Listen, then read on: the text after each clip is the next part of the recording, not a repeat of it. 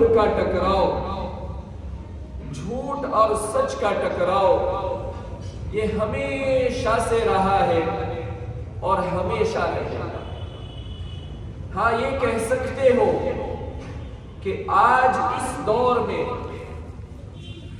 جو حق و باطل کا ٹکراؤ ہے وہ اتنے عروج پر اور اپنے آخری فیصلہ کن مرحلے کو پہنچ چکا ہے کہ لگتا ہے اب بہت قریب ہے وہ دور جس کی علامات میرے نبی نے حدیثوں میں بیان کی۔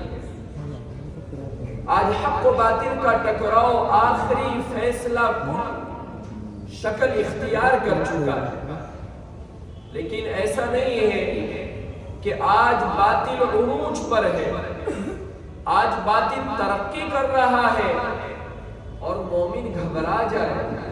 اس کا مطلب تو یہ ہوا کہ بھائی آج باطل بہت طاقتور ہے، تو اس کا مطلب پتہ کیا ہوا؟ جو لوگ یہ کہتے ہیں آج باطل سے کوئی ٹکر نہیں لے سکتا، آج باطل بہت طاقتور ہو چکا ہے، تو اس کا مطلب یہ ہے کہ اللہ کمزور ہے۔ اس کا مطلب یہی ہے، جو لوگ یہ سمجھتے ہیں اللہ کمزور ہے، نعوذ باللہ، اللہ تو آج بھی اسی طاقت اور قوت کے ساتھ موجود ہے جو مدد اللہ نے صحابہ کے ساتھ بدر میں، احد میں اور کتنے غزوات میں اللہ نے عطا فرمائی۔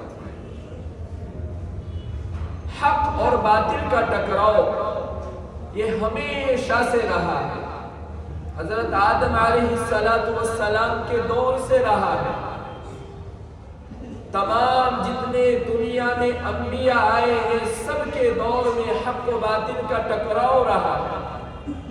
باطل نے بہت پیر پسارے ہیں، اپنی طاقت بہت دکھلائی ہے، ایسی ایسی قومیں آئی ہیں زمین پر جو سپر پاور تھی۔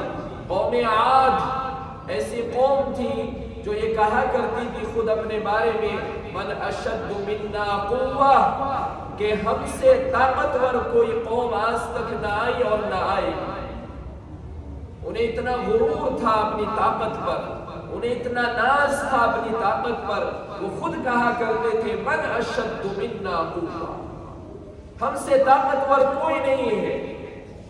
اور واقعاً طاقتور لوگ تھے، وہ لمبے لمبے قد، ان کا بوڑھا آدمی بھی کئی کئی من کا پتھر ایسے اٹھا کے پھینک دیتا تھا۔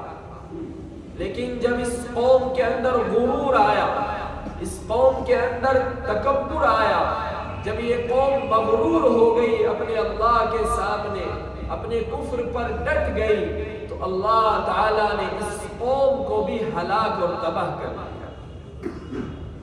فرعون جیسا ظالم جس سے اپنی طاقت پر ناز تھا، جو یہ کہا کرتا تھا میری طاقت سپر پاور طاقت ہے، جس نے کتنے ہزار بچوں کو قتل کرایا، ایسا فرعون، قرآن کہتا ہے کہ فرعون کو اللہ تعالیٰ نے مختلف طریقے کے عذاب بھیجے۔ اللہ تعالیٰ شروع اور آخر میں خود عذاب نہیں بھیجتا، پہلے اللہ تعالیٰ چھوٹی چھوٹی آزمائشیں بھیجتا ہے۔ جیسے آپ لوگ کوئی گناہ کرتے ہو نا، آپ سمجھتے ہو سب اچھا چل رہا ہے اور کر، تو اللہ ستاری کا معاملہ کرتے ہیں، پھر آدمی اور جرأت کرتا ہے، اللہ غفاری کا معاملہ کرتے ہیں، لیکن آدمی گناہوں پر گناہ کرتا رہتا ہے، پھر اللہ کا عذاب بہت آخر میں آ کر پکڑتا ہے۔ ایسے ہی قرآن نے کہا فرعون کے بارے میں فَأَرْسَلْنَا عَلَيْهِمُ الطُّوفَانَ وَالْجَرَادَ وَالْقُمَّلَ وَالضَّفَادِعَ، یہ مختلف عذاب آئے ہیں فرعون پر۔ ایسا طوفان بھیجا اللہ تعالیٰ نے فرعون مغرور پر کہ اللہ تعالیٰ نے اس کو لشکر سمیت تباہ اور برباد کر دیا۔ تو حق اور باطل کا ٹکراؤ تو ہمیشہ رہا ہے۔ ایک طاقت اور تھی سپر پاور، جس کو آپ لوگ نمرود کے نام سے جانتے ہو۔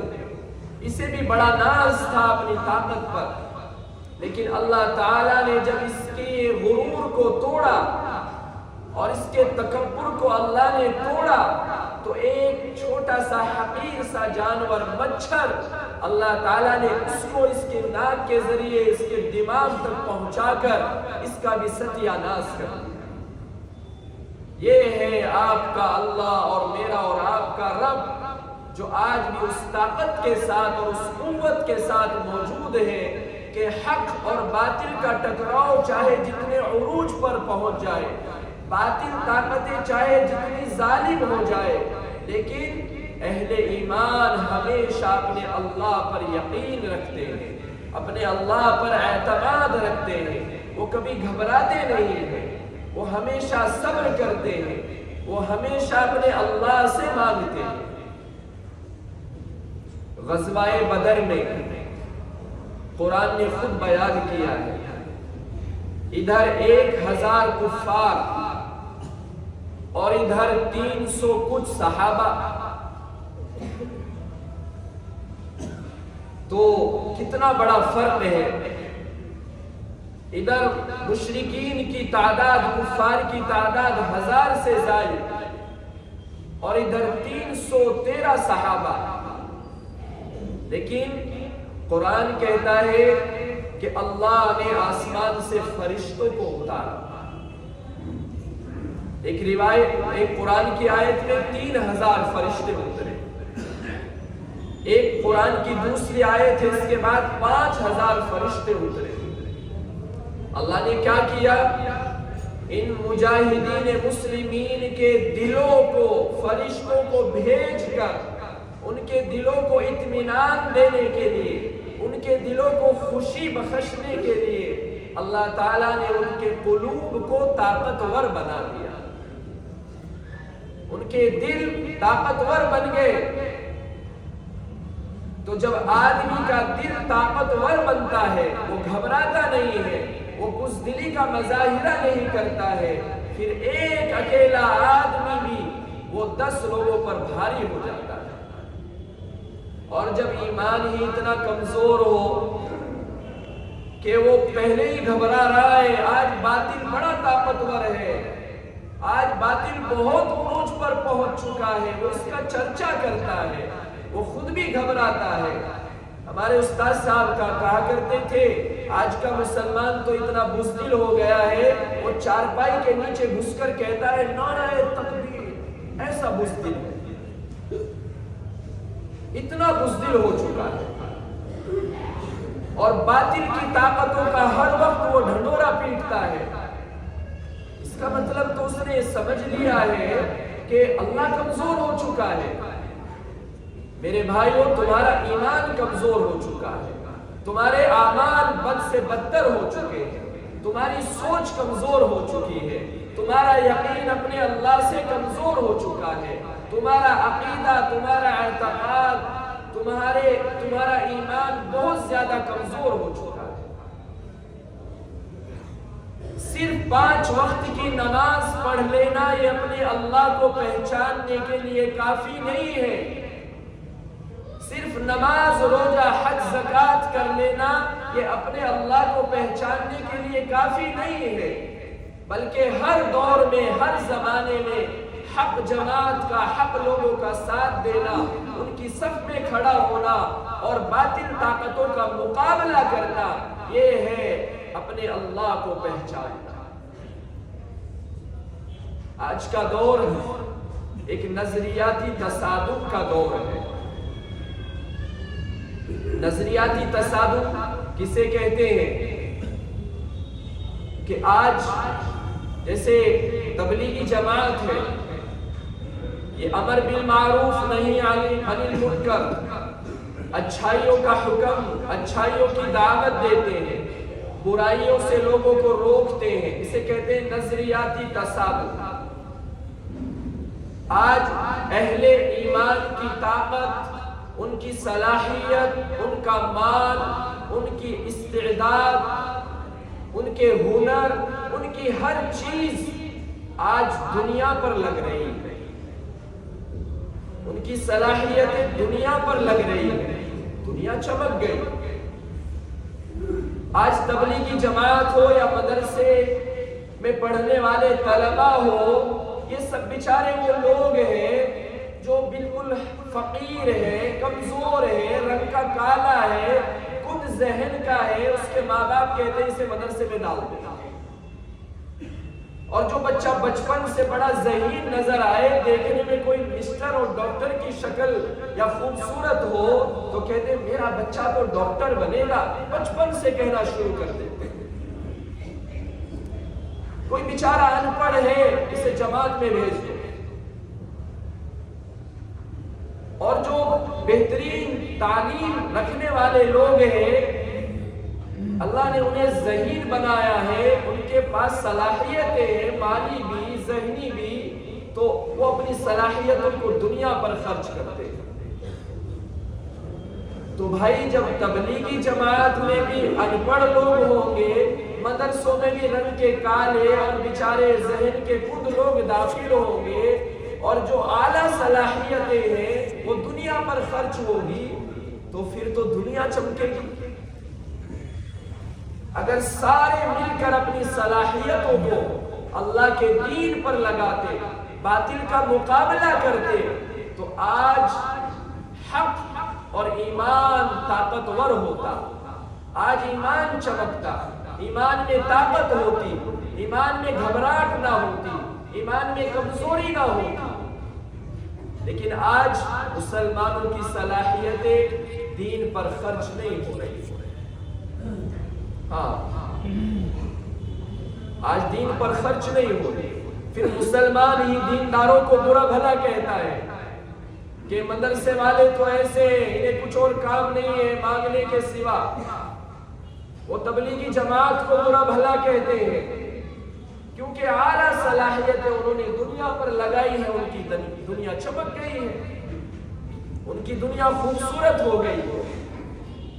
میرے بھائیوں، نماز روزہ کر کے، حج زکوٰۃ کر کے آپ مسلمان تو ضرور ہیں، لیکن قرآن عظیم الشان کی ایک آیت پر غور کر لیجئے۔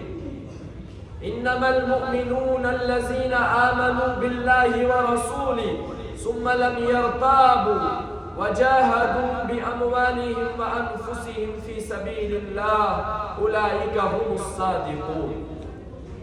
اس آیت کو سمجھ لیجئے۔ اللہ فرماتے ہیں کہ مومن وہ ہے جو اللہ پر ایمان رکھتا ہو، رسول اللہ پر ایمان رکھتا ہو، اور ثم لم یرتاب، اپنے اللہ پر ایمان لانے کے بعد وہ ذرہ برابر بھی شک اور شبہ نہیں کرتا۔ ایسا ایمان ہے اس کا، وہ اپنے ایمان پر جم چکا ہے، اس کا عقیدہ پختہ ہے، اس کا ایمان پختہ ہے۔ آج تو ہمارے ایمان کو کوئی بھی ڈگمگا دیتا ہے۔ آپ ایمان مجمل پڑھیے، آمنت باللہ کما ہوا باسمائہ وصفاتہ، کہ اللہ کو، اس کی قدرت کو، اس کی ذات کو، اس کی صفات کو، اس کے جو نام ہیں پیارے پیارے، آمنت باللہ، اس کو ایسا پہچانو جیسا اس نے اپنے آپ کو بیان کیا۔ اللہ کو پہچانو، اللہ کتنا طاقتور ہے۔ تو اللہ رسول پر جو لوگ ایمان رکھتے ہیں، ثم لم یرتابوا، ذرہ برابر شک نہیں کرتے، اور اپنی جان اور مال سے اللہ کی راہ میں جہاد کرتے ہیں۔ اور آج لوگ اپنی جان اور مال سے دنیا میں، ہر آدمی اپنے مکان کو چمکانے میں لگا ہوا ہے، ہر آدمی آج پیر پھیلا کر سو رہا ہے، ہر آدمی اپنی صلاحیتوں کو آج دنیا پر لگا رہا ہے۔